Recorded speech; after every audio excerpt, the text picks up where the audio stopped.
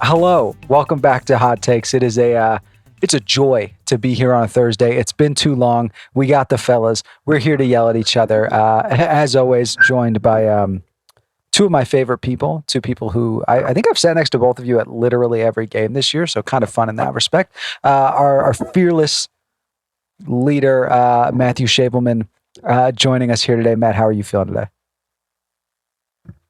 I'm good, man. I'm sorry, I'm just pitting this Zoom link in the chat, but I'm good. Hanging out. I'm in Wisconsin for the summer, so I'll be up here in this new setup, as you can see, which looks really good. But I'm doing well. How are you, John? I'm chilling, man. It's a good day. It's a good day. And it's a good day to be joined by Chicago's favorite Scotsman. It's Paul McCann sitting down there at the bottom. Paulie, how are you feeling? I'm very well. It's good to be back. I sadly had to miss you guys last month. You guys done a great show, but I'm here to steady the ship once again. Yeah, absolutely. Like Steady the ship, sure, Paul. What the bow rose you need to tell better with yourself. the bow rose better with everyone involved. So we're happy to have you back. I did see a mention in chat that things are unfortunately freezing in and out slightly. So please let us know if that continues. We will do our best to rectify. But it's wonderful to be back. It's been too long. Quick little recap, right? Just on who we are, what we do here. This is supposed to be a community-based show, so we accept these submissions from you guys throughout the weeks leading up to the show. Check in once at the end of every month. Talk a little talk, smack a little smack, all that kind of good stuff. We want to hear from you guys in terms of what you like, what you don't when it comes to Chicago Fire. And frankly, we want to talk some, we can cuss here. We want to talk some shit. We want to hear what you got to say. So we're excited to have everybody back here. A little bit of news and recap before we got to get into everything. Fire, we saw a little bit of up and down in May, right? Ending on kind of a sour note here, but 2 wins in the Open Cup, multiple games unbeaten. Paul, I'll kick to you here. General vibes as we are nearing the end of May, as opposed to where we were a month ago when we truly thought it was over. Yeah, it's good. Fire look good now and again, and then work 1 week they'll just look terrible. It's very much a mid-table team. It's kind of what we said early in the season. We're getting that 1 month's good, 1 month bad, but as long as we're better than last season, I'm happy. Look, man, it's very LeBron shooting, right? Where it's like you're going to have a month where you shoot 20% from three. You're going to have a month where you shoot 70% from three. But at the end of the year, it's going to be 40, and that's a great number to be at. Matt, general vibes, where are you at in terms of the roller coaster of we're so back, it's so over? I don't think we're really on that spectrum right now. Like, we're firmly just kind of mid. And I think that's okay because this is a team that, if you look at all the players who are starting consistently, they're all pretty new to the system still. I mean, they played 15 games total ish, maybe a little bit more, maybe a little bit less. So I'm feeling comfortable. No one's expecting this team to win championships, but it's good to see that they are winning games on the road. That's kind of a clear indication that this team is better than other teams, but they're not there yet. That expectation for me comes, next season and the season after that. But I'm content. I'm fine. Obviously, I want them to win more, but everyone would agree with that one. Yeah, I think we want them to win more, and I think we also want our exciting young player to stop elbowing guys in the head. That would be kind of sick. But we're going to move on here. So true. Talk a little bit of team news real quick. Nothing too crazy. Some reports from training today. Carlos Terran still out. Mauricio Pineda did train with the first team again today after being out on Wednesday. So hopefully that means there's a possibility of him playing this coming Saturday, or at the very least it shows injury isn't too significant and he should be back soon. Brian Gutierrez, as we just alluded to, is out for this week, right? Serving a 1-match suspension for a red card. Jay Davia, on the other hand, his appeal was accepted and it was overturned. So no red card for Jay Davia, which we all knew in the moment. We were kind of shocked when PRO decided to stand on it. So he's now technically fined for something that didn't happen after a failure to leave the field. So weird set of circumstances, but the midfield is simultaneously bolstered and depleted. For Orlando, just looking ahead to this weekend, they are coming off a midweek game against Atlanta that they gave up a 2-1 lead in. They lost 3-2 last night. It was their first loss in 13 league matches, which is an insane stat. But that's also 2 losses in a row for Orlando, as they also lost 2 of last 3 losses for Orlando as they lost to Nashville in the Open Cup. And Cesar Arujo did receive a red card, which means he will be unavailable for selection on Saturday. So both teams missing some attacking pieces. As we get to this big Eastern Conference matchup this Saturday, Fire have the opportunity to move up the table. So, fellas, I wanted to start with a take that I floated on the Bonfire yesterday, which, by the way, after you're done listening to this, go listen to the Bonfire. It's a little more serious ball talk. I would love to hear if you guys think this is good or bad, hot or cold, whatever. I think it's time to bench Jonathan Bamba and start Marin Haile Selassie. If you want to put him on the right or the left and maybe move Phillip over, you can, but I don't think Bamba's done enough, and Marin has looked awesome when he's played. It's time that he gets a full run of a game, and we can see what he does. Paul, yeah, go first. Sure. Yeah. I guess sorry, I was reading. Am I responding to you, or am I giving my hot take? No. Yeah, I would love to hear your thoughts on my take. I agree. Yeah. I think Marin looks good. He's been a solid player for a couple of seasons now. Bamba looked good for a couple of games. Been in and out, hasn't been fantastic. I don't think. Like, he looked like a baller week 1 and week 2, but since then it's kind of fizzled out. I think Marin's putting the shift in. He's looking better. It's time to play him. For me, for a hot take for this season, I think that you're shaking your head, John, because you know what I'm about to say. I don't think Kuipers has been that good this season. His goals are disguising how average he has been. He's missed multiple one-on-ones. He's put the ball over the bar, pretty much on the line multiple times. You want more from your striker. He's scoring a lot of goals. That's great. But all round, I think it could be better. I want to jump in and touch on both because I do have answers for both. And I want to start with yours. Actually, I'll start with Paul's because it's fresh in my mind. I think Hugo's playing his role and he's playing it well. He's not like an incredibly great playmaker. He kind of reminds me of a little bit of Ari Nikolic with a little bit more playmaking ability. But I mean, 8 goals in 15 appearances, 3rd in the Golden Boot rankings at this point in the season, feels like a striker that's doing his job well. I'd like to see some of those shots that normally go way above the crossbar get on target.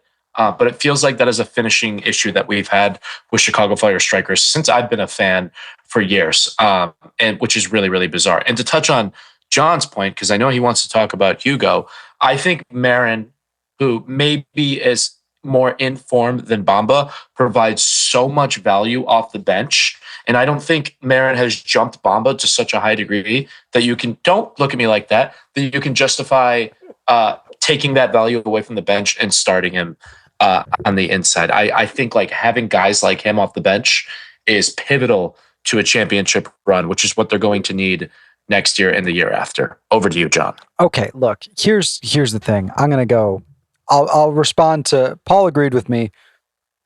Your comment was not super combative, so I'll start there. Matt, you're wrong, right? You know what else is nice? To have a good player start the game. I'm tired of pretending like Jonathan Bamba is doing some kind of incredible work that he's not doing, right? The best thing he's doing on the field right now is kind of creating some gravity to give Philip Zinkernagel space, right? He's not tremendously dynamic. He doesn't have top level speed the way Marin does. He isn't winning his one-on-ones. So it's like, I'd love it if we saw peak Jonathan Bamba every week. We're not. Like, let's just be honest here. So for me, it's a no-brainer. Like, get him in there and let him go all out for 25 minutes, right? Let him go all out from 65 on and see if it can make a bigger impact that way. Or if nothing else, just give the guy a break, right? Let him rest a little bit. I don't think there's anything wrong with that. On the Hugo front, in my opinion, okay, go ahead. Go ahead, quick, John. Just because I have to get this in. I'm sorry. In my opinion, deciding to bench your star DP winger because his first 15 games in the league have been mid is stupid. I think you have to let him figure it out. I think it's good to let him know that his place isn't guaranteed that like he's not going to be in the team no matter how bad he plays. Like letting him know, because competition kills complacency. Like we all know it. So like letting him know that if he's not performing, there's a seat right there for him. Not necessarily benching him for good, but just letting him know, like giving him a little poke. If That's if fair. you're gonna ask, My leash is a little bit longer than your guys, it seems. if you're gonna ask Kellen Which is fair, Acosta, who has been, I mean, if there was a Hall of Fame in MLS, does Kellen Acosta make that Hall of Fame? Maybe, right? Just in terms of what he's accomplished in the league. If you're going to ask him to sit behind Sergio Orahel and Mauricio Pineda, you can damn sure ask Jonathan Bamba to sit behind Marin Haile Selassie. And frankly, I disagree. One's a DP striker making $4 million. The other's Kellen Acosta. Well, yeah, the other's totally a Max different. Tam midfielder who's been in the league for 12 years. Like, those are the expectations for TAM level players and DP players are simply different. I don't disagree. I just feel like if we're playing players based on how much they're getting paid, then the whole thing's part of my French fucked. Like if the guy that's earning most completely crap and not lose his spot, it's a problem. I think like if the performances haven't been there, no matter how much he's getting paid, or if he's a DP or not, he's got to just be told to sit down for a minute and let the guy that is performing do his job, and then raise his game to beat him. Because we don't want people getting comfortable here. Yeah, and it's not a forever. I'm not opposed to it. I just, listen, my leash is a little bit longer. I want to see this guy succeed. And I've really enjoyed watching Marin provide that intensity and that speed when their fullbacks are exhausted 60, 70 minutes of the game. Back to you, John. I know I got us off target. I'm sorry. Look, I apologize. I love you. What I want is good players on the field at all times. Right now, Jonathan Bamba is not meeting that standard. But you know who is meeting that standard, Paul?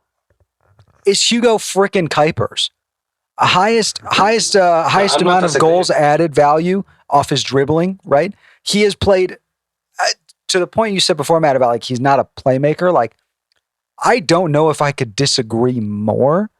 The amount of work he does dropping deep into midfield, moving out to the wings, creating space, like he has been incredibly dynamic this year. And on top of that, the defensive value he brings on set pieces, the way Greg has been able to unlock him there, I think has been next level. Like I feel like he is in a bit of a lull right now for sure. He is not what we saw, I think, at the beginning of the season, and even through some of that losing streak, he was playing really, really, really well. He certainly hit a slow point but Hugo Kuipers, in my eyes right now, the breadth of the season is like an MLS MVP level player. That's who he is. He's produced at that level. He's third in the Golden Boot race with 2 games in hand. The Fire have only played 14 games. Every other team in front of us has played 16. So like, this is not, he's not scoring at a high enough rate. He is not playing enough games to be scoring at a high enough rate. And that is, he was injured for the first 3 games of the season. Like, I don't know, man. I could not disagree more. I don't know what you're watching. I think he's been awesome. Definitely in a little bit of a lull. I won't disagree, but over the whole of the season. It's fair. Like I don't disagree with majority of your points. I just think like, there's times like your number 9 striker, spent a ton of money on the guy, bring him in, and when he's through on goal 1-on-1, you want to feel confident in him. But how many times have we seen him like chip the keeper and it's went past the post, so he's hit it straight at the keeper? That's just frustrating. And yeah, he's got 8 goals so far, but once it slows down like this, we might find out that was the exception, not the rule. So I just want to see a little bit more finishing those easier chances. And I like him.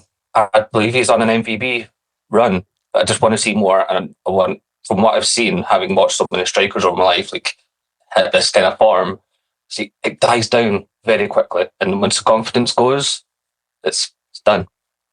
$12 million strikers need to finish their one-on-ones, and he hasn't taken that step into what John mentioned is that MLS MVP category, which I do not think he's a part of that circle right now. If he starts to develop that finishing capabilities that Paul's alluding to, fuck yeah, this guy's going to be a superstar, but he's not there yet. And I'll give it to you, John. You're right. Like his playmaking capabilities have grown significantly more compared to last season. And that's definitely, shown in the way that Greg plays ball.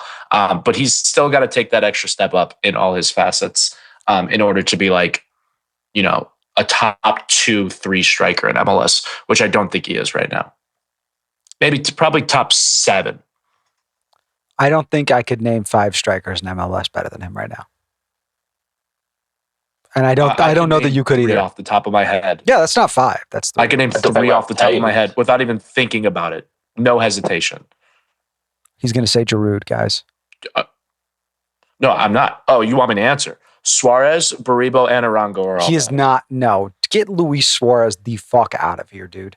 Get the corpse of that goat away from me. Just because you don't like it doesn't mean it isn't true. Yeah, John, okay. He's scoring for fun, man. I don't know. I can't. I'm not going to take that seriously. We're going to move on here because if not, I'm going to get frustrated. And we don't need that today. We're going to keep it very too early for that. A reminder, guys, you can click that pinned link in the chat. That'll be how we actually start taking calls here in a sec. We've got a couple more quick things to talk about, and then we'll chat about that. Next thing we have here, madness in the midfield, right? We talked about Guti, Jay Davia. We've talked a little bit about Kellen and Kouame even, right? A lot of guys stepping up, a lot of guys falling back. And so the question at hand, looking as we're hitting close to the midseason point in MLS, actually, I'm seeing Jiggly in the chat saying Brian White's better. Fair call out. Anyway, moving as we're about Kevin Denke. Not Kevin Denke. As we move to the midpoint in MLS, who is the guy that you see in that midfield group most likely to be gone in 2026? Matt, who's your pick? I fear as if this will be an unanimous conversation, and it's really unfortunate to have this discussion given the expectations on this player that we've already chatted about. But for me, it's Kellen Acosta, and I think it's unfortunate for him that he got injured, because if he was healthy, he'd probably be starting, and we would not see the emergence of Sergio Orahel, or honestly, even the resurgence of Mauricio Pineda in that midfield. And at this point, even if Kouame is gone, which I'm leaning towards he is, like, it still isn't going to make much sense. And it sucks. I mean, he's on a big contract, like you said, Max Tam. And to an extent, you can't have Max Tam sitting on the bench for that long. I understand he brings a ton of value in the leadership space, and he's a well-known figure in the MLS community. And I don't know what his contract looks like either. I'll be completely honest. End of next year. It makes sense to offload that if this is the route. Got end of next year. Yeah, it makes sense to cut corners if this is the route they're going to go. Although if he was on a cheaper contract, I'd say he's a great bench piece. Paul, who's your one? Yeah. Sure, yeah. Honestly, Matt, I'm exactly the same as you. I love Kellen. I think he's a great man to have in the city and the city's soccer scene. He's done some incredible work with Edgewater Castle and some other teams around the city. I'm a big fan of having him around. Just on the field, just not been enough for that kind of outlay.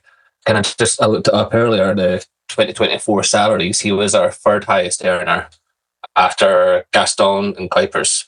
Gaston's gone, so now, assuming one of the other DPs are earning more, he's still one of the higher earners in the team, So for that to be a guy sitting on the bench, not really putting up the numbers you'd want, I can't see, it's not that kind of industry you can just say that he's a nice guy, You've got to be cutthroat sometimes, and I mean, it's not even halfway through the season, so it could bring it back and carry us to a playoff run, maybe.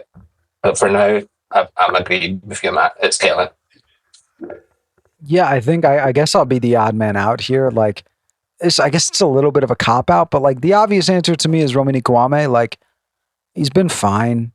He's, I guess, probably been better than Kellen if we're rating them against each other. But given that you don't have to be paying him next year, that's to me the obvious choice. I think what Kellen offers on and off the field is still of enough value that you're not going to buy him out, right? If somebody comes in like a Vancouver or a Montreal who loves to rehab MLS players and says hey, we'll give you whatever to take his full contract, maybe you consider it. But I think what he brings off the field, what he brings in terms of knowledge of Greg's system, I think has been huge. And I mean, you still see the guy from a leadership perspective, what he's able to bring is huge. So to me, it's almost like if we don't actually, what's the phrase? If he doesn't improve over the course of the year, I almost wonder if you look at him and say, "Hey, Kellen, let's toss a year on your contract. Can we reduce that salary number, get you below TAM?" Right?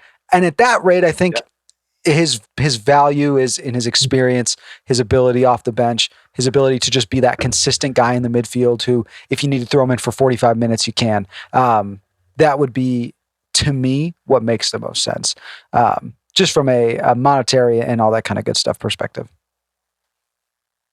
Reasonable. I'll accept it. Would you trade him out? Say if Vancouver said, "Hey, we would like this guy, Greg, we'll give you your son back." I mean, that's not fair. Like, that's like, hey, do you do you want this guy who's like 7 years younger and better?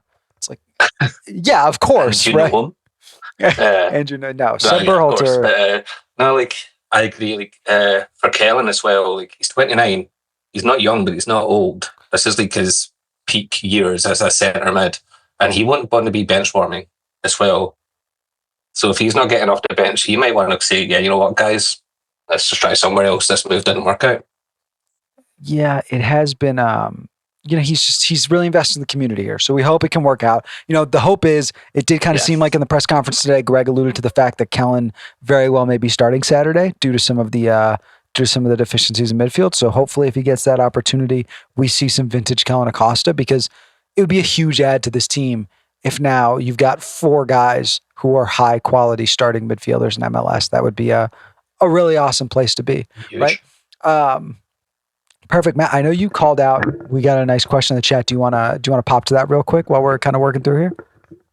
Well, actually, I know I said that, but we're gonna hold because it's actually something we're gonna talk about in a bit. So I was gonna say I thought so, but I was like, the time's right. Worst thing if we get to it. Yeah. I think I'm assuming you're talking about Sam Soto's question, which is about if the Fire were going to sign a DP in summer. So that is actually the next thing we have on our list here, which is with the KDB move seemingly off. It does seem like he's going to sign with Napoli, sadly.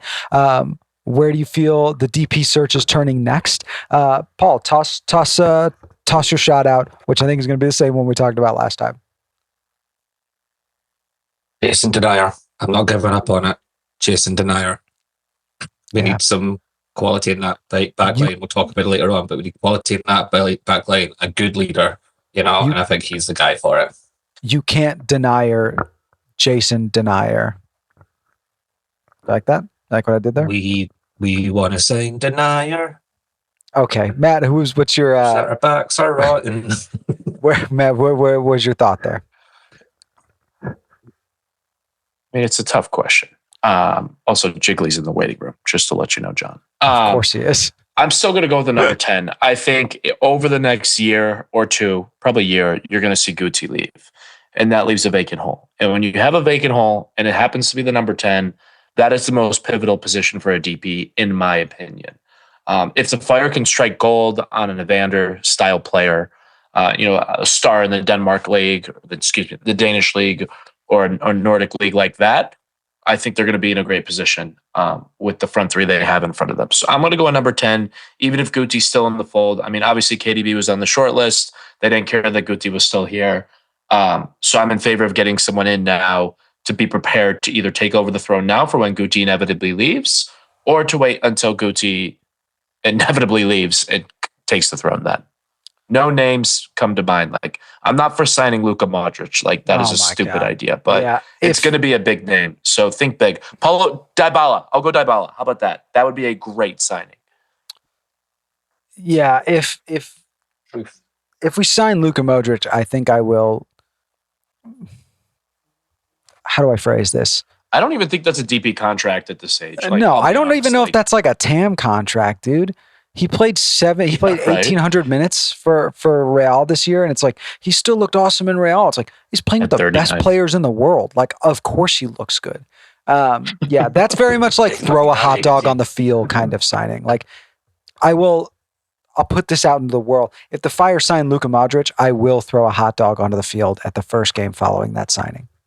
Anyway. Personally, you're freaking wild, dude. Who can't believe you're getting married. Oh my God. Yeah, right. Anyway, what I would say Personally, for me, it's actually more don't sign a DP.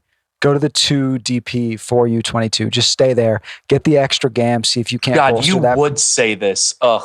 Get the extra GAM, $1 million in GAM. See if you can use that to bolster the back line a bit or bring in a backup striker. Maybe take that extra U22 slot to bring in like a really good young striker who can sit behind Hugo and learn a little bit and potentially be dynamic off the bench. I think that would go a long way, right? I think that is something that could this year improve the team and next year pay dividends, because I think we all expect Brian Gutierrez to be gone by next season. So you're still going to be able to go to 3 DPs without moving somebody on. And yeah, it just makes the most sense to me, right? I think it's just cap wise, roster wise. Oh, so you're saying in the short term?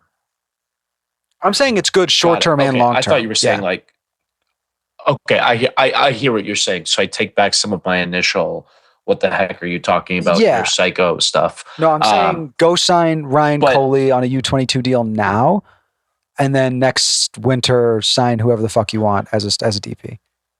Insert that meme that goes, who? Question mark. But on a serious note, I think the reason I'm going with the 3-3 route is because that's the route the club's going to go. So I'm simply trying to be realistic, John K. Yeah, I think there's a real chance that. Wait, so John, you want us to sign a guy with 4 goals in 20 matches for KPR in English Championship? Yeah, you haven't watched him. You haven't watched him. You haven't watched him play, brother. Not biased. You have not watched him play. Kid is dynamic, man. He's dynamic. DJ did say Rodri would be my favorite option. Odds are at 0, but hey. Yeah, man. Sam Soto saying be every team in the world's favorite. Come on, DJ. That's stupid as hell. $100 million on that guy. It's the Ballon d'Or winner, not even a year removed. DJ also said Thomas Muller. Obviously, I mean, I think, but again, don't give me a 38-year-old. That's the thing. Although I probably would have been okay with Sergio Ramos, but that's kind of neither here nor there. Anywho, we're gonna keep it. That's more for the nonsense, if anything. Yeah. Last one we'll talk about before we get into our actual community takes. And again, please hop in the waiting room if you like. Jiggly's already in there because of George. Of course, Jiggly is in there. We love Jiggly for that. Last one here. We'll keep it kind of quick yes or no here. Chris Brady called up to the U.S. men's national team friendly roster. Would not be out of this world for him to be called up to the Gold Cup roster. Short question. Is it over? Matt, is it over? I'll be honest. I still don't know what this question means. Like, what do you mean? Is it over? Like, are we cooked? Like, are we screwed? Like, because we don't have Chris Brady for an extended period of time. No, guys, Jeff Gall's not a bad keeper. We saw a small sample size. I have full faith in him. I was getting roasted in the group chat. Where were you to back me up? Evidently not reading the group chat. But no, he's a perfectly serviceable goalkeeper, and you got to believe in him because he's the only option we got. So lock in, people. Grow up. Lock in. Paul, is it over? For Scotland, yes. It was almost happening. We were so close. But yeah, we're stuck with a 42-year-old Craig Gordon. Look, 42-year-old international goalkeeper. John would probably want him on a DP deal. That's all I'm saying. Lyndon Dykes and Chris Brady on the same national team. You have never watched Ryan Coley play football, all right? Look, personally, no. I think the Jeff Gall watching Ryan Coley play football. The Jeff Gall Legacy Month is incoming. All right, let's be clear about that. I'm calling it. Jeff Gall at the end of the year will lead the Fire in clean sheets by pure chance. He's just going to get 1 or 2 more, and it's going to be perfect for him. So. Shout out Jeff Gall. Only player who scored on him is Sam Rogers. Guy's impressive. From here, we'll start taking our calls in. Before we hop into the takes from the forum, we'll actually let's let Jiggly in real quick. Let's let him get his take off. But Jiggly, keep it brief, all right? Don't go talking too much. You love to do that. I love you, Jiggly. All right, here we go. Here he comes. Should be. Hold up, please hold. This is what happens when Paul. Oh, Jiggly's here. Hey, Jiggly. What is going on here, buddy? Okay, there it is. Hey, I'm in school. It's the sports day, so I don't have classes to deal with. So I have some things on the board. This is what I was But talking I'm not about. dude. talking about any of these. These are disgusting. Oh, the first one's disgusting. The I Okay, can't first one even just read makes it. sense. the first one, just to read off for those of you listening audio only. Gall is worse than Kenneth Kronholm. The second one is Sergio Orahel is better than Gaston Jimenez. And the Yeah. third one, in classic Jiggly fashion, says we should have signed Shoto So much, Which, Machino. in general, Who? we do need a backup striker. He would have been a much better backup striker than Barlow. And he would have been not as cheap, but would have been fine. I would my I would actual rather take- have John's Ryan coffee person. I'll be honest. You I mean know nothing about do you mean it. the Algerian Akam? Come on. That is a wild thing to say. My actual take, I think I submitted something that said something about I don't trust the defense. The more I've thought about it over the week, I submitted that on Monday. The more I've thought about it, the more I realize that I actually am scared about the midfield, especially if Goody's gone. All right. So why are we scared? Because Goody's gone. What? He's been serviceably So- average, and I don't care that he had 2 good games. He keeps He's getting so sent mid. So here's the reason why I'm saying that is because, yes, we can blame that game on Goody, but I think that was a really bad game from the midfield. I think it was the midfield that was the reason why things went terribly. And we're going into this next game with Sam Williams as a possible option. So I'm thinking that if we're getting that third DP, it needs to be a midfielder. Okay. All right. I'm gonna But then the other jump. problem with I'm that gonna comes jump. in, which I'm is gonna Jiggle, it I'm gonna needs to jump. be a big Nick. I'm gonna jump in here. Okay, I don't disagree with the premise of signing a DP midfielder. I don't think that's a bad idea. It's a good place to put an expensive piece. You guys remember that video with that guy whose name I won't mention because I don't like him, but it was Kobe Bryant on stage and he's talking and he says be the different beast and the same animal. And then he goes, "What the fuck does that mean, Kobe Bryant? What the fuck do you mean, Jiggly? The problem was the midfield." What? No. The problem was we didn't have anybody going forward and we were down to 10 men. The midfield is incredibly That's solid part of the problem. front to You need back. connect. There was nobody to connect to That's the thing. because You need Greg the midfield pulled to our connect. wings back. Did you even listen to Bonfire this week, Jiggly? Gosh darn. No, I mean, I don't think did. I could disagree. I don't think I could disagree more, to be honest. I don't hate the idea of using a DP on a midfielder, but the idea that the midfield is the weakness of this team right now, I don't think I could disagree more. It was the strength at the beginning of the season. When Brian Gutierrez was But out? then it's starting to Oh, trapped. Jiggly. Booyah.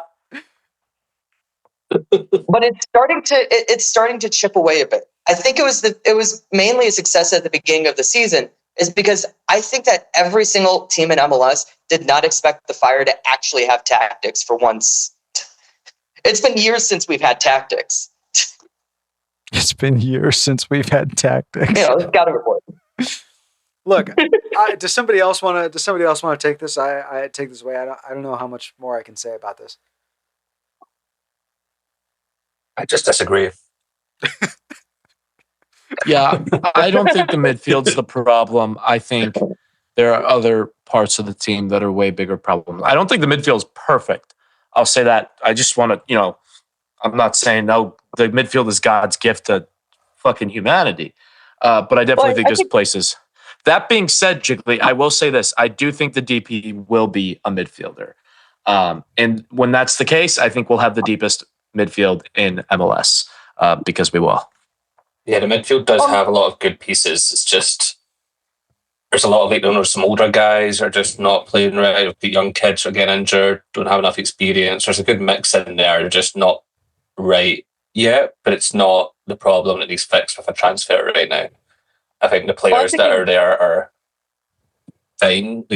Some might grow into a good player. I do think there's a good chance of the DP midfielder with the De Bruyne stuff getting so close. Wouldn't be against it, but then, yeah, raises a lot of questions. But yeah, Guti's gone, and Guti has been part of the problem for the midfield this year. Well, I mean, I've always thought of it. I've said this many times. My platonic ideal of a midfield is the 2019 Chicago Red Stars. Okay. At the 6, Danielle Colaprico, that defensive midfielder. At the 10, you had Vanessa DiBernardo. She's just the person who passes. They had Morgan Gautrat as the 8. We do not have that player who is going to shuttle the ball back and forth. We do use the wings a lot, but you do need that midfield player. That's like what Sergio Orahel is. Okay, Jiggly, I love you. Jiggly, I love you. I'm gonna cut you off here. We're gonna send you out so we can keep moving. Thank you. I do want to say before you go, it's odd to me that you said the platonic ideal of a midfield, because that implies there is a romantic ideal of a midfield, and one day we will have a longer conversation about that. But Jiggly, thank you for joining us. One day I will tell you. Truly terrible take, but I love your mustache. I hope I see you soon, brother. Awesome. Well, thank you to Jiggly for joining. If you would like to be Jiggly, but maybe not get roasted as much, click that link in the pinned comment. You'll be able to join. Platonically. Yeah, platonically click the link in the pinned comment. We'd love to have you in here. We're going to keep it moving with one of our submissions from the forum from this week. We are going to start with an Adam Gottlieb take. Adam said, hot take, definitely 6 months ago, but he thinks Greg is a better GM than head coach. Said, I don't think I need to elaborate. Almost every one of his signings has looked really good. He signed guys that complemented the guys he inherited. To be honest, still a good to very good to great coach, but possibly the best GM in the league. Bars. Honestly, bars. Like, could not agree more. Matt, you've got a puzzling look on your face. There's aspects of it I agree with and aspects of it I don't agree with. So I'd like to walk through if that's okay with you. Greg is a better GM than a head coach. So far, that is true. Pretty much all of his signings have been hits. I don't think I need to elaborate. Almost every one of his signings has looked good. True. And he signed guys that complement guys he inherited. True. To be honest, still a good, great coach. True. But possibly the best GM in the league? No. There are other GMs and front offices in the league that are smaller market, that have smaller salary teams and are outperforming other teams. I'm thinking of the Minnesotas of the world, the team that really has no high profile guys, but for some reason are kicking some certified booty. I think possibly the best GM in the league. There are several bunch, and it's hard to evaluate actually in this league who truly is the best. In terms of talent identification, he's up there, but I do not think he's the best. This is a really interesting take. I'd never thought of this before. So I'm actually really glad Adam brought this up, but I'd say 85% good take. Yeah, I like the take. I think it's too soon to tell on his coaching right now. I like his signings, the majority of them being big hits, but we're not even halfway through the season yet. Tail end of the season when things get tricky, I think that's when he's going to really show his coaching chops. At the town hall last week, I actually had a good chance to just sit and chat with Greg for about 20, 30 minutes. It was a great chat. I agree he's going to be a great GM for this team. His philosophy on football is just incredible. It lines with what I believe in, and I think he's going to bring a lot of success to this team. Yeah, I think I'm actually pretty aligned with Adam on this. I don't know that there are a lot of people who could have walked into the situation Greg walked into and turned it around the way he did. Like, I do think you need to kind of look at where this roster started and where it is currently. Like, this is from where we went to where we are, it was pretty impressive. Right now, obviously, Joe Mansueto's money helps that, but I don't think there are many guys currently working in this league who could have done in one window what was done in that one window. So off to a great start. Probably too soon to call him one of the best in the league, but I think if it continues on that trend, right? Like, so far, is the only miss Jay Davia? Kind of feels that way, right? It's not a miss yet. It's not a miss and it's yet. not. Let's yeah, all I'm take a saying if we're judging it by right now, right, and nothing in the future, that's the only miss. Yeah. But even then, who knows what that's going to look like a year from now? So appreciate the take, Adam. I think it was a good one. Interesting conversation.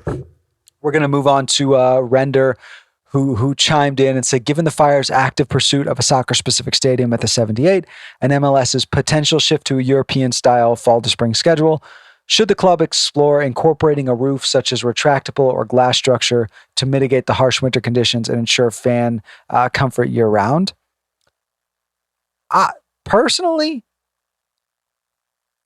I mean, like, yeah, that makes sense, right? Like, it's one of those where it's in when you read it, you're like, yes, of course, because otherwise we're literally not going to be able to play home games.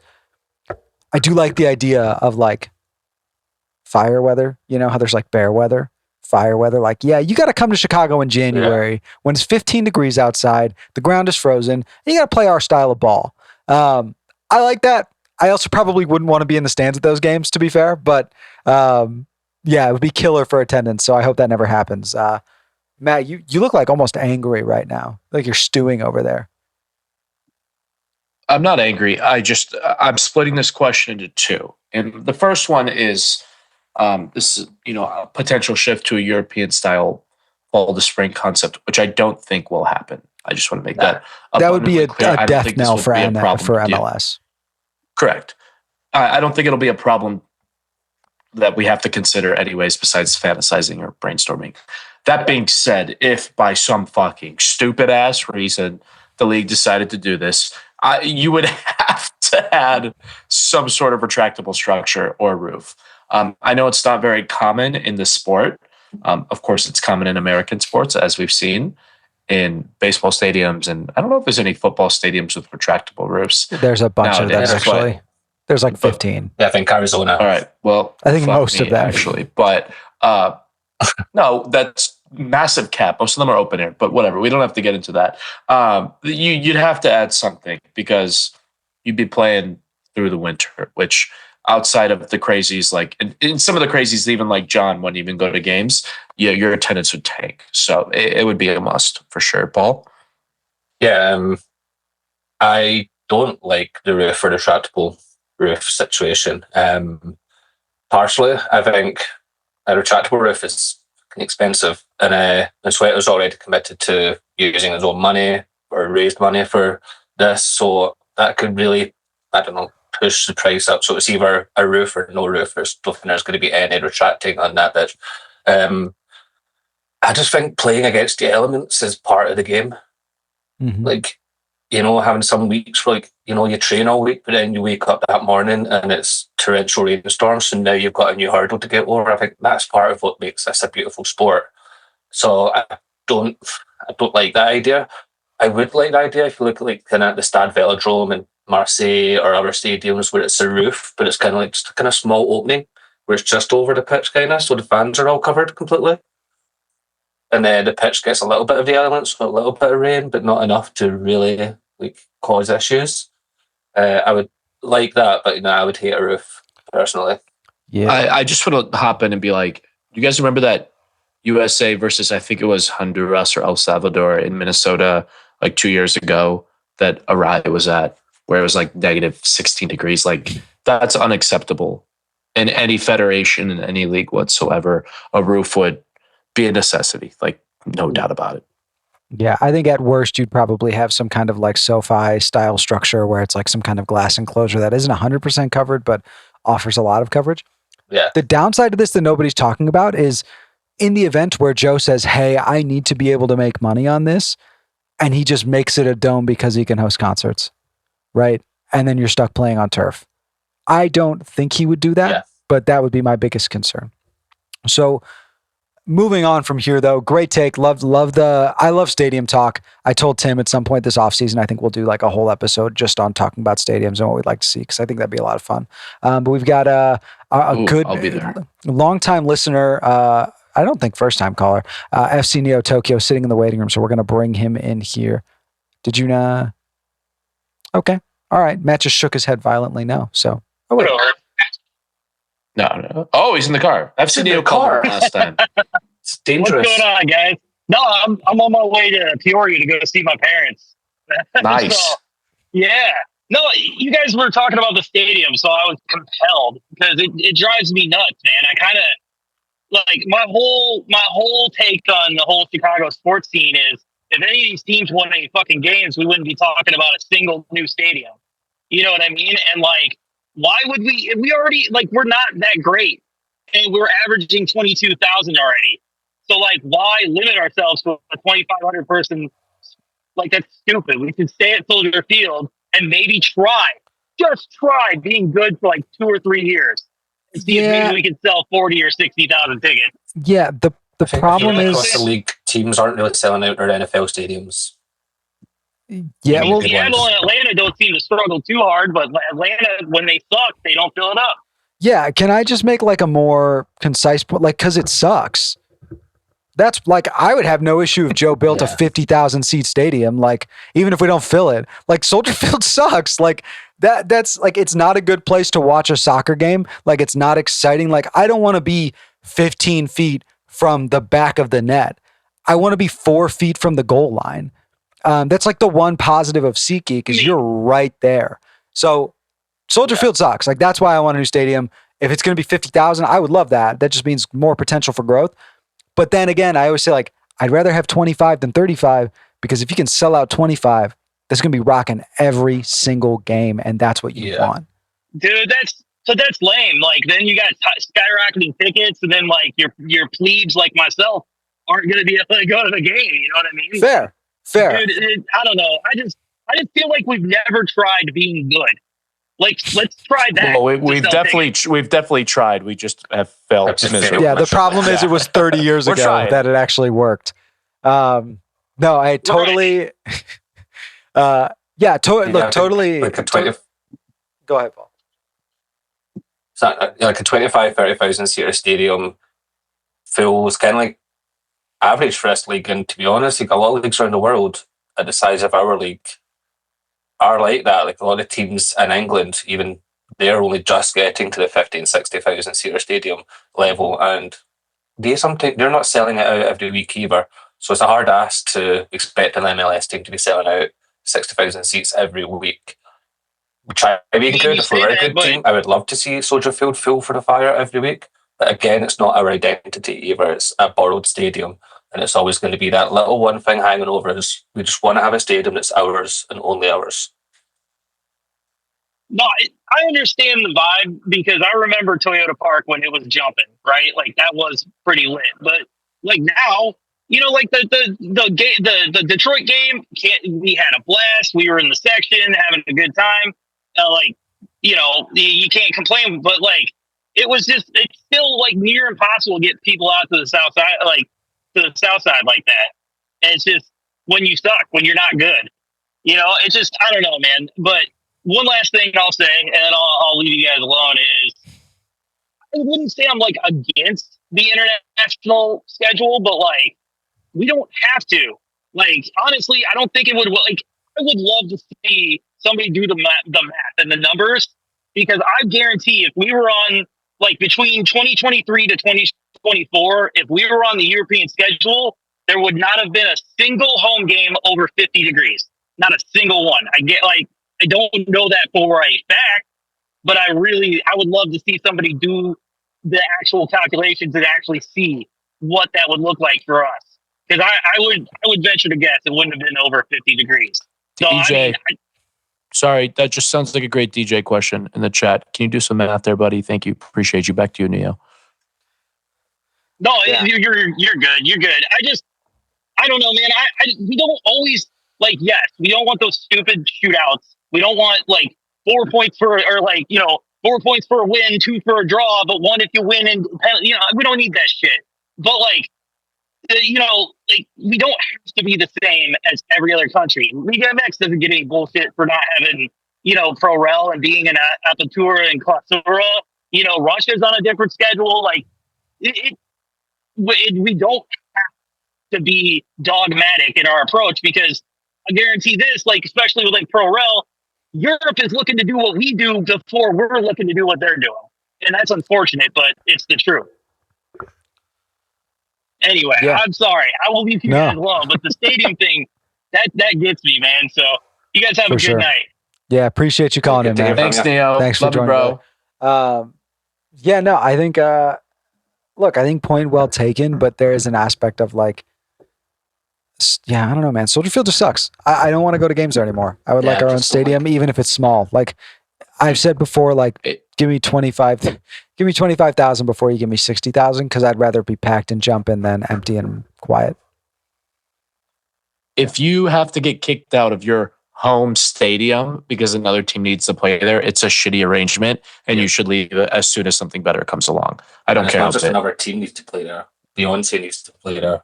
Ed Sheeran needs to play there. Yeah. See, every year it's the same. I'd go to Ed Sheeran at Soldier Field. Can't lie. Yeah. Although big Ed Sheeran kick right now. Can't lie.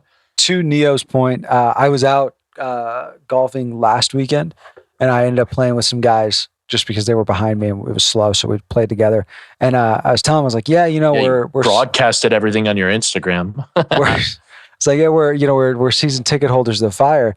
And he goes, oh, that's so crazy. Me and my friend were last year too, but they sucked, so we stopped. And I was like, fair enough. Like, honestly, I get it. I was like, they don't suck anymore. They're pretty okay now. But to his point, winning games certainly goes a long way. We'll keep it bumping with another. I only kept my season ticket. I only kept my season ticket because I forgot to cancel it. So the payments you have to, and I was you have to cancel it in June. I guess I'm a season ticket holder again. But they want me back with Greg. There you go. We're going to keep it moving with another submission from the list. This is Mark Resner. Mark said, relatively new fan since 21. SeatGeek Stadium is difficult to get to because he lives in Rogers Park and relies on CTA, and so he couldn't go to the Open Cup game this year. In 2022, the club coordinated buses from different establishments to games that were relocated to SeatGeek. He said, I remember taking one of those buses from Fire Pitch Bar in Avondale. My peeps took the bus from Roots Pizza in Westtown. I'm wondering why those efforts have stopped, or will they bring them back for this year for the relocated matches to SeatGeek? Some bars offer free shuttles to Hawks games, and wondering if the others will do so for the Fire. And then he apologizes for the long rant. Paul, I have a note there that you wanted to kind of hop on this one, so floor is yours, man.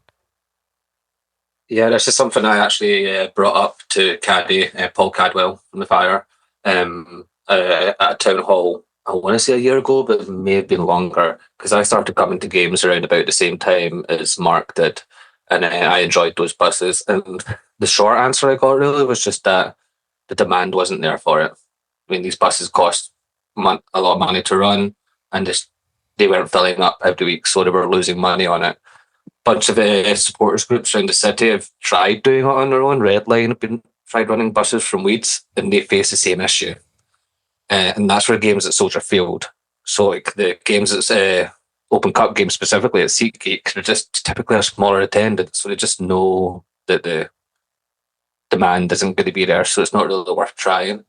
But a lot of SGs do run carpools and stuff like that to the SeatGeek games. So if you link up with a supporters group, maybe Redline, Barn Burners, after last week, people might not want to do that. But Section 8, even Sector, speak to them. They might have someone that can give you a ride to a game. Everyone's more than happy to do it. And, just a bit of beer money or gas money, and they'll get you there. I think the buses are a good idea as well. Not to like make this some kind of social justice call out, but like there is an aspect of mutual aid here, right? Like the best thing you can do if you really enjoy soccer in the city is join a supporters group. Matt is independent. He refuses to join up. I think it's well established. Paul and I are both members of Redline. That said, whether it's Sector, whether it's any of the others, if you join up, there will be people who are going to have rides to the cars. And like, if you are somebody who has 4 seats in your car, like, don't be afraid to put out there, like, hey guys, open to giving some rides if you're in a supporters group or something like that. But you will always have a wonderful plethora of people who are going to be there to help. I know it's not the answer you want. It's not convenient. It's not easy. I also understand, like, hey, I don't know this person and I'm supposed to get in their car. So totally respect that, especially for women. But there is an aspect of that opportunity, I think, is there. You just kind of have to build that community a little bit. So I think that's all I'll say on that. Matt, you are kind of leaning in like you're going to maybe whisper something. Blue Line SG, get ready. Official launch in just a couple months. I'm happy to drive anyone where they need to go to games. It's going to be glorious. Okay. All right, we are going to now move on. We have many-time writer, fan of the show, Hans Martin Nishida, who he posted what I thought was a pretty reasonable take, And then he kind of walked it back later on in the week. He said, Fire will go unbeaten in June and Kuipers will retake the lead in the Golden Boot race by DC. And it's a match he'll be able to attend. And then he later added, my take about Kuipers retaking the Golden Boot top spot was premature, but I stand by undefeated in June. Which, like, of all the things to backtrack, I would think undefeated in June is going to be tougher than Hugo scores 10 goals, you know? Like, have you seen our schedule, Hans? Like, multiple teams are like so high above us in the league. I actually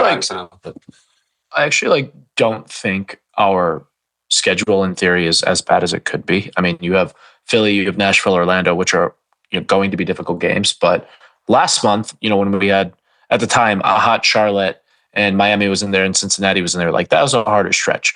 That being said, the ceiling right now for this team is mid-table, and mid-table teams don't win, get 18 points in a month. That's just not a realistic expectation.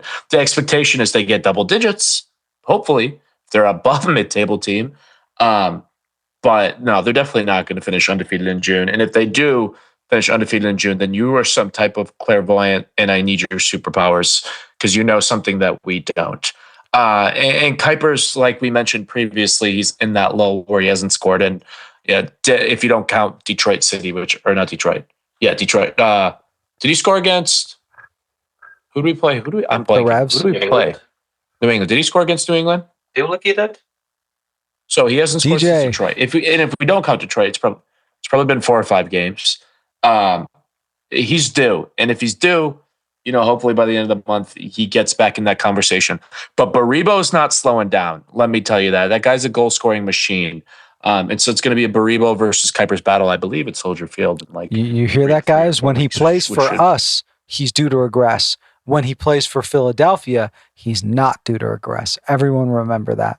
Wait, what?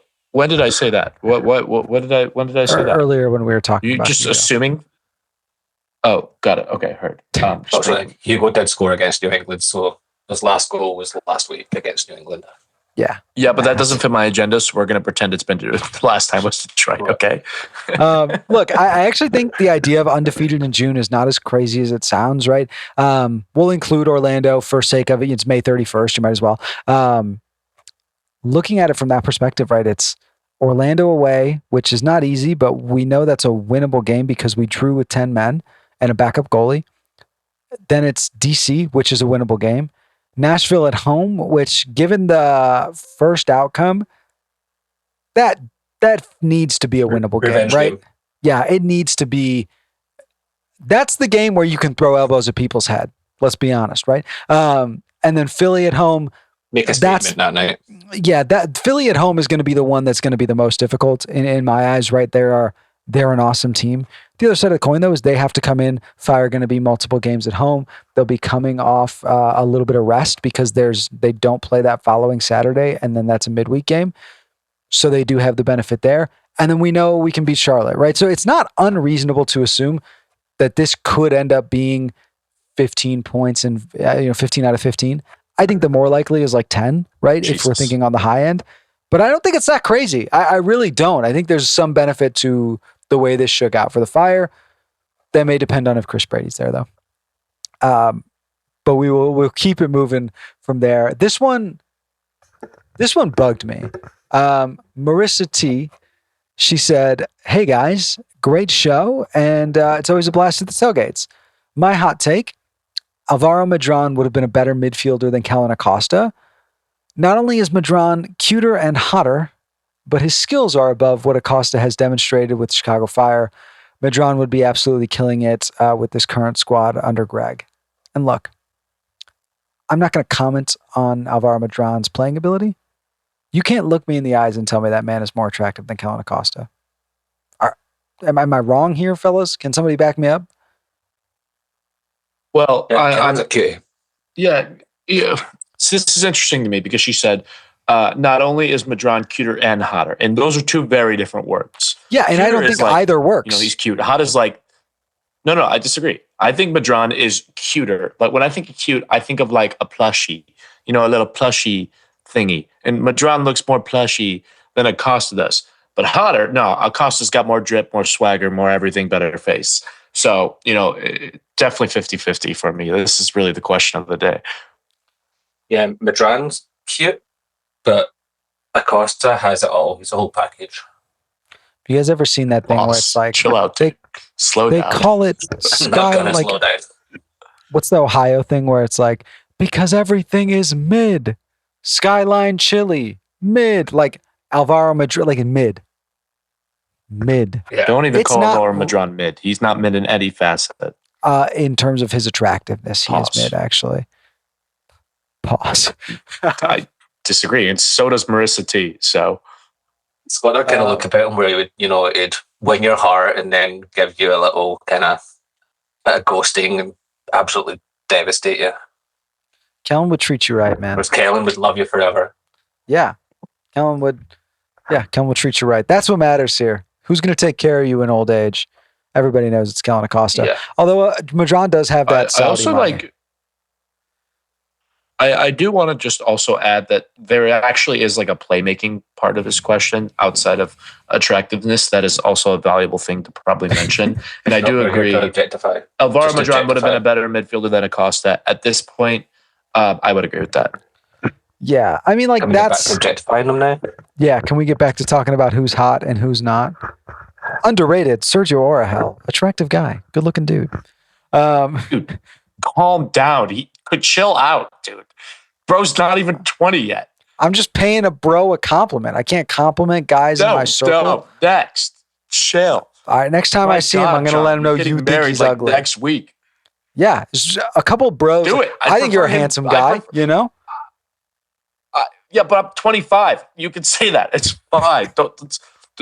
I prefer Sergio Orahel know that I think he's ugly as opposed to me calling him hot on fucking say he was live hot. YouTube. Said he's a good looking Yeah. dude. Let's not objectify children.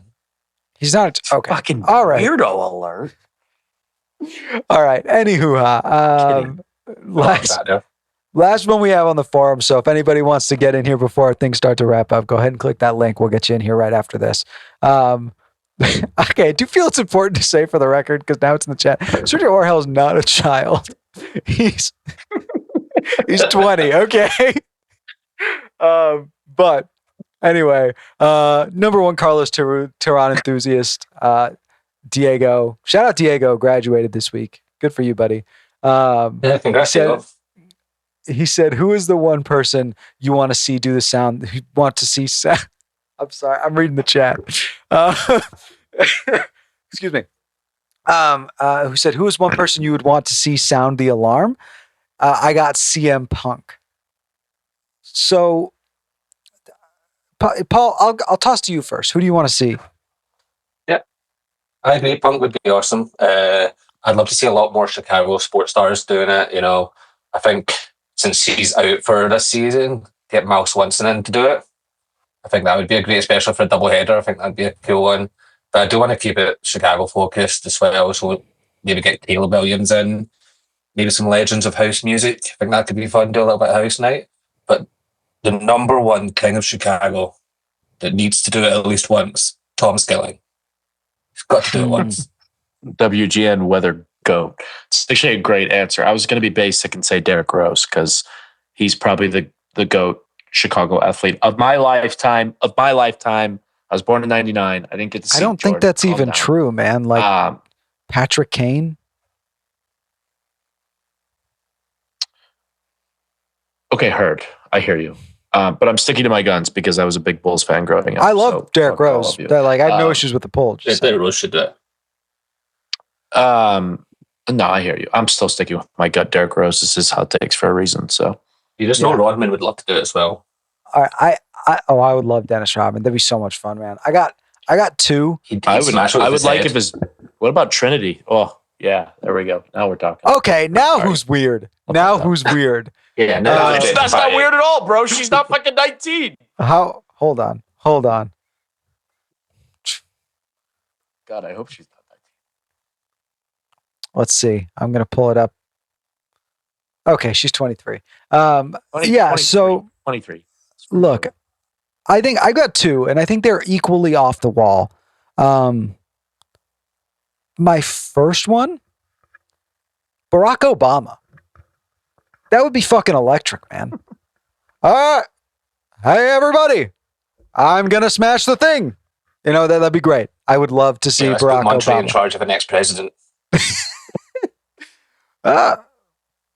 a current National security, it'd be horrible. No. Yeah, I would love to see Barry Obama walk up there, sound the alarm. I think that would be sick. The other one, just because I would love to see how the internet handled it. I don't know if you guys know this. Colin Cowherd just moved to Chicago. That would be so funny to me. He's actually like always been an MLS guy. He tried to be an early investor in the Sounders and was turned away. I think that would be so funny. Just from like a what the hell is going on, MLS is so weird perspective, if Colin Cowherd sounded the alarm. Yeah, that would be wild. I'd like that though. Matt, what is going on in your head right now? I would love if his daughter did it. That's for sure. Okay, now who's being weird, dude? In the chat. I didn't want Angel to say Reese. anything, but you made me. So Yeah, Angel Reese would be awesome for sure. She might miss a couple says times Angel though. Reese. I think that's a solid choice. Yeah, but she would like miss and then Sophie pick up the Cunningham. axe again, and then miss and then pick up the axe again. Are you a Caitlin Clark fan? Are you? No, I'm just honest about Angel Reese's performance as of late. Yeah, she's been Sophie Cunningham. DJ also said Obama. Shout out DJ. Yeah, everybody who's on, drop your sound the alarm in the chat. Maybe drop your hottest player on the team in the chat. I did see somebody shout out Connor Bedard. Also saw Chris Brady as the hottest on the team. I don't know if I agree with that. That could be an off-season tier list, maybe. That could be a fun one, just like who ranks Chris where. Brady still a child? Is he old enough? I'll be busy that episode. Yeah, busy ranking dudes. What? The Pope. The Pope would do be we have sick. anything else to talk about? No. Yeah. Angel Reese and Clayton Clark doing it together. Yeah, we're not handing them an axe together. Yeah, I don't see that the going way well. they buddy. are on the court. All right, guys. Last thing we do before we wrap up here, we're going to do a quick little expectation for June. Matt, I'll start with you. What do you see happening over the next? We'll include Orlando. How do you see the next 5 games shaking out? I said 8 points, but that feels low. So hang on. Orlando, tie. DC, win. That's 4. Nashville, tie. Philly. What am I at? How many points am I at? 5. That's 5. Oh, you're holding 5 fingers. Philly, tie. Charlotte, win. So 9. 9 points. 9? All right. Okay, Paul, 9. How many 9 points? Let me count. Right. Orlando, tie. DC, win. Nashville, loss. Philly, loss. Charlotte, win. 7. Solid mid-table. Lose 2, win 2, tie 1. W, Yeah. Jake. I'm okay with it. See, I guess I'm more optimistic. I see, let's see. I'm not going to go in order here, so apologies, but DC definite win. Charlotte definite win. I do see Nashville as a win. And then I see a draw against Philly. And I do kind of wonder, I think to me, that Orlando game is kind of the linchpin on how high we go. I think you'll scrap a draw against Philly. I do think you can beat Orlando, but it's going to be tough. So I would say 10 points is where I'm setting the mark, because I think either the Orlando or the Philly game, one will be a draw, one will be a loss. All right, perfect, fellas. And then I'll kind of start us off here. Player to watch for the month. I'm going Marin. I think there's a real chance we see him start Saturday and work his way into the rotation as a more featured player and start to kind of be who we thought he was going to be last year. Paul, who's your guy to watch in June? I'm going to piggyback off yours. I think once Marin starts and plays well, I think Joe Bamba sees that. And like we said, a rocket goes up his arse and sends him flying, and he puts in a hell of a month for this team. Because he was showing that this place isn't guaranteed, and we're going to get a good month out of this kid. Oh, yeah. I'm going to stay on the winger train and not pick either of yours and say Mr. Philip Zinkernagle, who is the most informed player on the team, right now the best player on the team, and is really started to settle into the type of player that he is. And we can talk about it, John. It's okay. But I think he's the guy to watch. Hugo hasn't been scoring. Phillips starting to step up. And I think it's going to continue to be that way. Now, we need Hugo to step up, of course, but Phillips only going to continue to get better. And he's going to continue to get reps because right now his position is 100% safe. I agree with a lot of what you said. The only thing I disagree with is that I think Jack Elliott's the best player on the team right now. Dude is doing a gargantuan job. The only on that reason back I would beg to differ is I understand the back line is like the back line's job and there's 4 players, but we're still leaking too many goals for me to comfortably say our center back is the best player on the team. Okay. Well, look, we can argue about it all day. Yeah, I look forward to it. Yeah. All right. Tune back in tomorrow where Matt and I argue for 15 hours straight about nothing. But that is where we're going to wrap it up stream today. of us arguing. Just us. Yeah. It's literally just first take. That's all it is. No, but thanks so much for being here today, guys. It's a joy as always to have y'all in, listening, popping off in the chat, hearing us talk about literally nothing most of the time. As always, keep an eye out on the socials. We'll be back kind of last Thursday of the month, so late into June, probably right before that Chicago Fire v Charlotte FC game to kind of recap, talk about what's next, all that kind of good stuff. Make sure you're following us on social media, right? Instagram, Twitter, Men in Red 97. That's where you can keep up with all of the news on the podcast, all the news on the site. We're doing 2 episodes of The Bonfire every week. We'll have a recap out for the game that was just played and a preview for the game that is coming ahead. Those typically debut on Mondays and Thursdays. So if you're not subscribed on YouTube, Spotify, Apple Podcasts, now's a great time to do it. Wherever you're listening, click that button, subscribe, rate, like, all that kind of good stuff. It goes a long, long way. And remember, the only way we grow the community of Chicago Fire is if we grow all parts of it, right? So as we mentioned before, if you're looking for rides, if you're looking for help getting to games, join a supporters group. There's always tickets to go around. There's always rides to go around. People are always willing to help each other. You just got to be a part of that community. I put this in the outro. I'm just going to float it out there. Would love to hear some opinions. Fire take on Minnesota, July 8th in Minnesota. Maybe Hot Takes Live from Minnesota? I don't know. Put that out there. Maybe. Let us know if you guys like that idea. I don't know if Paul and Matt like that idea, but that's their fault for not reading the outline. I don't know. I like the idea, but I can't go. So yeah, I think I may be the same. I like that. All idea, right. but I may Well, it'll be me by myself. No, I kid. But anywho, thank you guys so much for joining us here on Hot Takes. Been a pleasure as always. We appreciate you joining, chipping in, contributing however possible. For Paul, for Matt, for Austin, who makes us sound good on the post side of things, thanks for joining. And we hope to see you back next time. Stay tuned to the site and stay tuned for the next pods coming out. Have a great night, guys. Come on, you Men in Red.